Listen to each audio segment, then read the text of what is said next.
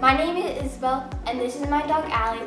She's about 3 years old now, and at the end of this video, you're going to know how to teach a dog to hug. 2 things you need to know before we get started is number 1, dogs get frustrated like humans, so just be patient. Number 2, be calm and remember to take breaks. So the first step is teaching your dog to sit. Lightly press on their bottom to make them sit. And use treats for encouragement. Okay. Next, you have to teach your dog to sit up.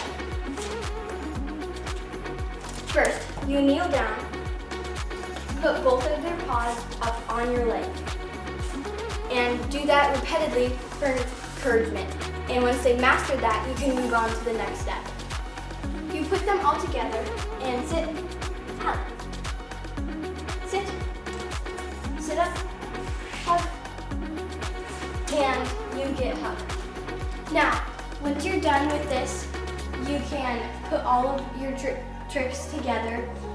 Allie, under the cave. Twirl. Sit down.